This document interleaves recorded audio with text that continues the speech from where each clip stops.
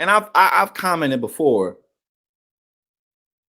about how I'm really not convinced that Ron DeSantis is going to campaign well against Donald Trump. And some of it has to do with stuff like this. It's a Trump train. It's a Trump train. It's a Trump train. Yeah. It's a Trump train. Yeah. MAGA boy, I'm back at it. Trump train. This it's a Trump train. You know what I'm saying? It's a Trump train. It's a Trump train. It's a Trump train. MAGA boy, I'm back at it. Trump train. This it's a Trump train. It's a Trump train. It's a Trump train. It's a Trump train. MAGA boy, I'm back at it. Trump. MAGA boy, I'm back at it. Now, here's the thing. Now, that may be silly, that may be ridiculous. You know, a lot of people may roll their eyes at that. But Ron DeSantis, where's that kind of energy for him? You know what I'm saying? Like, is he really going to be able to build up that type of support? Is he really going to be able to really beat that? I don't think so. Because the thing about Ron DeSantis, he does very well in Florida, but Florida is a very strange place. You know what I'm saying? Florida is straight out of someone's cocaine-induced nightmare. Literally, Miami was built by cocaine, but that's just a city in Florida. But the state of Florida is just it's a weird place. It's a state that, you know, someone like Ron DeSantis really is built for. A Republican will be built for. But I don't really know how well Ron DeSantis would do in a place like Texas or Missouri or anywhere else that wasn't kind of like just always sucking in media attention like Florida does, in the same way that Florida does. Because Texas, yeah, gets a lot of media attention. Greg Abbott doing things like sending migrants up, busing migrants around places. Sure, you know, Texas gets a lot of attention, but Florida has like, you know, like y'all remember that the video of the guy and the hurricane guy where he had the what's it called, the United States flag, and he was just like in the hurricane wind, just like that's Florida. But you know, all that to say, kind of a ramble, but Ron DeSantis's appeal really doesn't stretch the same way in the rest of the country. Yeah, Republicans like him, but a lot of what Republicans like about Ron DeSantis is, in fact, speculation on the future. They see potential in Ron DeSantis. They like going. They see where he could go. But keep in mind, Ron DeSantis has not yet gotten there, which means that a lot of the hype and excitement around Ron DeSantis is it's a hypothesis, basically. It's hypothetical. Because again, if Ron DeSantis comes out and he doesn't run a very good campaign, people aren't gonna, I mean, yeah, sure, people will still like him. People will still see him as an effective operative within the party and someone who has a future within it. But like, his bravado is the man. It just won't be the same. Donald Trump, on the other hand, we've been seeing Donald Trump for decades. Everybody been seeing Donald Trump for decades. Whether, you know, my whole life I've been seeing Donald Trump. I just turned 31 years old on Monday. I mean, shit, Donald Trump been active in the media doing his thing longer than that. You know, I mean, what was it? You know, 70s, 80s, that Trump was kind of popping out, just making a name for himself in terms of being a New York socialite and things like that. Trump been on the map. People been knowing what Donald Trump's about. People saw him on what's it called, the Apprentice and all of those things, you know. So he has garnered himself a fan base that really isn't going anywhere. Donald Trump is attached to America's brand forever. You know, I mean, literally in 100 years, Donald Trump is going to still be one of, like, when people think of America, shit, 300 years from now, when people think of America, they're going to pull up reels of Donald Trump, this ridiculous man who I mean, you know, so that's what it is. Ron DeSantis, does he have the ability to captivate people like that? No, he does not. Exactly, sire. Everybody in NYC know him. You know what I'm saying?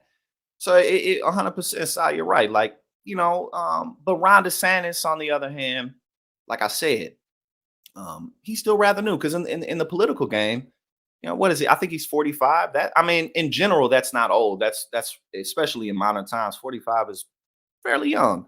But for politics, it's very young because politics is always going to be more of an older person's game.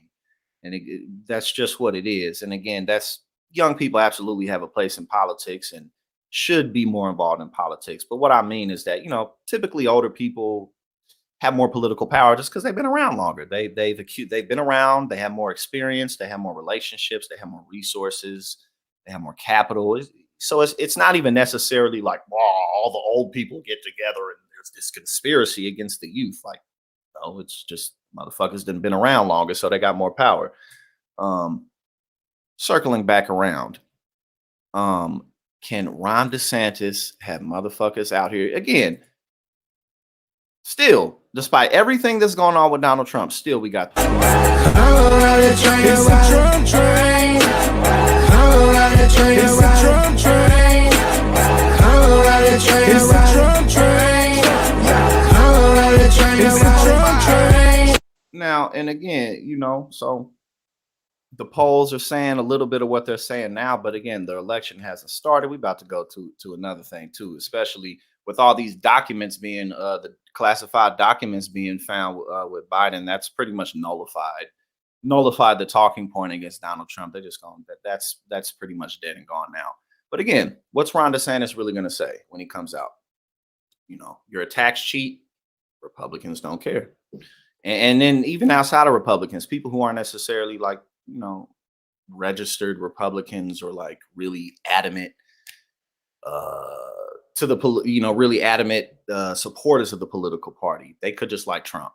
They don't care about the tax cheat stuff. They don't care about the racism stuff. They don't care about anything of Stormy Daniels. They don't care about anything with COVID. They don't care about the bankruptcies. They don't care about any of his lies. I mean, it doesn't matter. So again, like, what are Ron DeSantis' talking points going to be?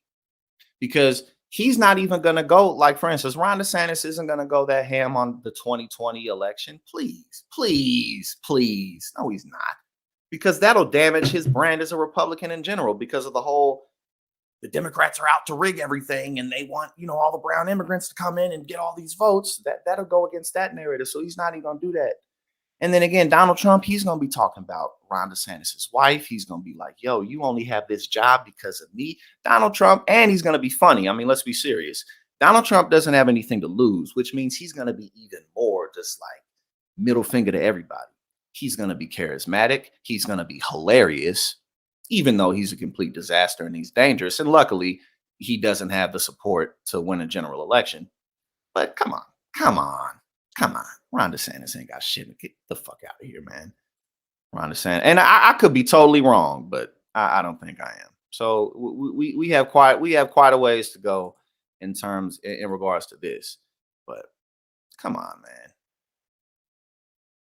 And again, when I was on with Nina Turner the other day, we was talking about how Donald Trump was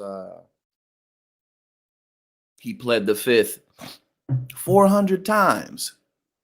And it's like, this dude doesn't care about anything. Nothing matters. Like, nothing anybody says about this man means anything.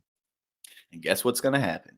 When Republicans and anybody who's really not a big fan of Democrats, when they see Donald Trump seemingly unfazed by everything against him, just rattling away against Ron DeSantis and Nikki Haley and Mike Pompeo and Mike Pence and anybody else, when they see that, they're going to be like, oh, yeah, that's the guy. And again, luckily, he really doesn't have enough support to win a general election. However,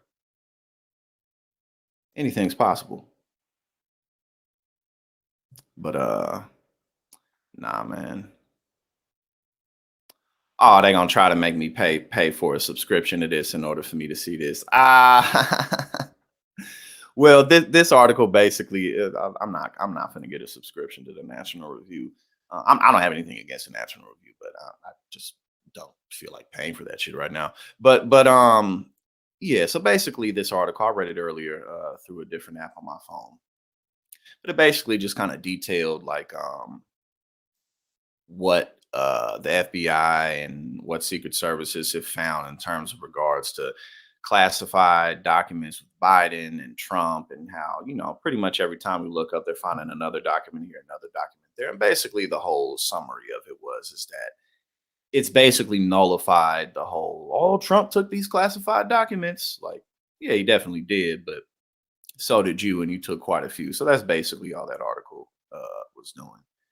Um, but yeah, I mean, generally speaking, incumbents typically win re-election because obviously there had, like, Donald Trump just lost re-election. George Bush Sr. lost. He only had one term, and there's been a few other presidents. But typically, incumbents win re-election because it's easy to. It's easier to. It's hard to take out an incumbent in a two-party system. They have everything behind them, and it's kind of like everybody just kind of sets their sights to the end of the second term. All that to say, more likely than not, it's going to be Biden who wins in 2024, because people don't despise him. People don't love him, but people don't hate him.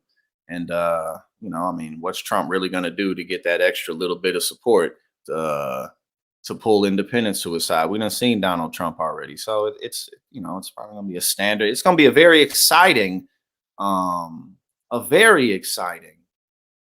election season culturally, and just because it's going to be so much shit happening. But aside from that, I mean, you know, it's probably just going to be the incumbent won re-election, and that typically happens. So it's not, it's really not that surprising.